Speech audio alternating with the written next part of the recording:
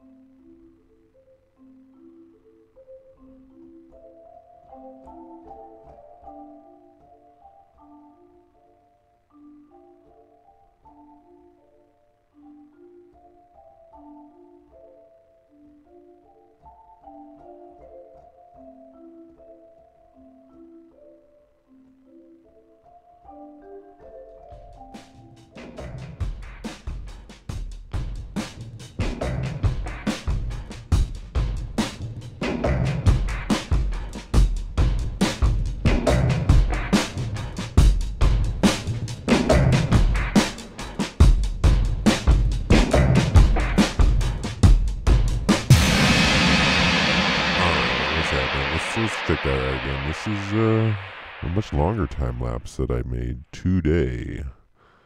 Or yesterday. It is the 7th now. It is officially the 7th of day. April? That's what's happening. Right, interested to get back into the time lapses. This is sped up. What this was a 0.5 second exposure, but sped up 5,000 times. So, right, you do the math, but right, it's just readily apparent. Apparent. I guess we can really get into it and start to talk about it, but you can really just see the trails. And I set it to this whatever you call it, automatic locked exposure, non-automatic. It's a locked exposure. So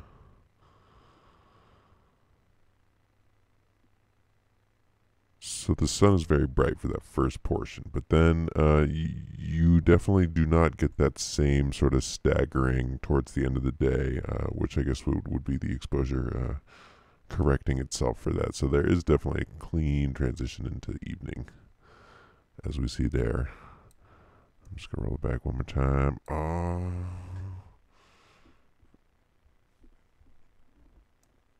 Yeah, we're gonna get into that image in a second, but yeah, let me just roll this back really quick.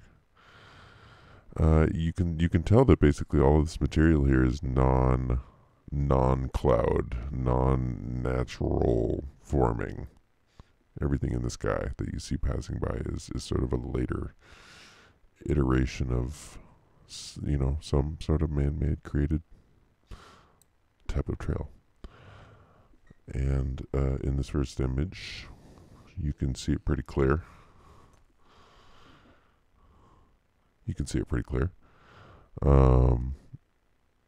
These thicker trails, they don't really seem like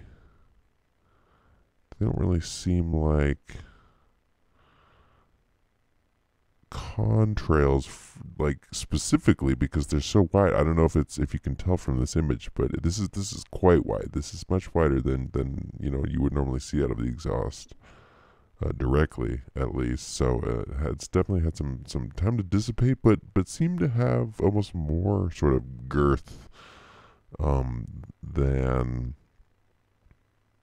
an actual cloud would have. Like, right here's another great example. Um, because it's good to just get around. Because obviously, when you're taking time lapse, you're just looking at a tiny little portion of the sky, and it's good to get around and see what else is out there. But you can see, you can see,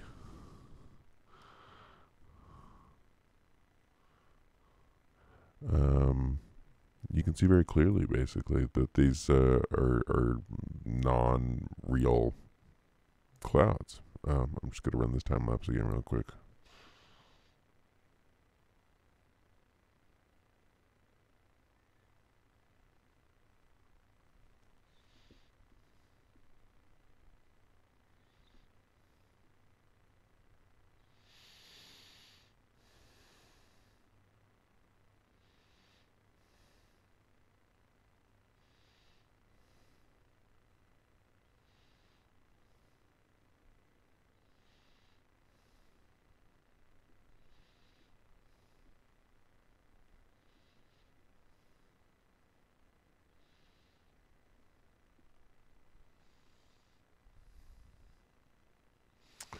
Right. So obviously much sort of thicker clouds than it's hard to say, right? I mean, because you're only just looking at your little corner, your little slice of second of that cloud or that that portion of the sky. It's hard to really know the generation.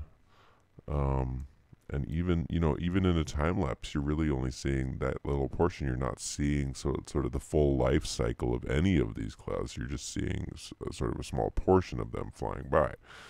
Um, but here, if we zoom this out a little bit, what I was seeing a bunch today.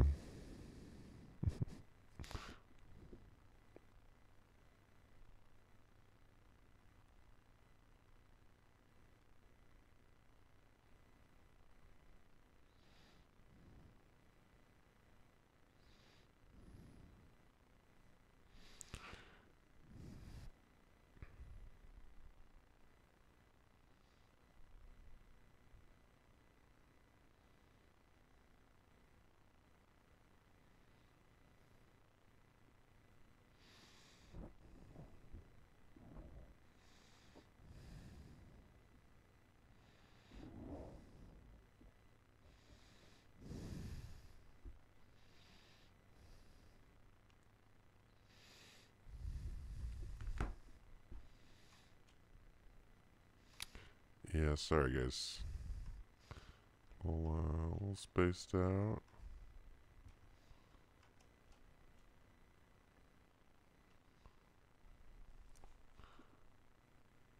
but you know, that's how it goes sometimes.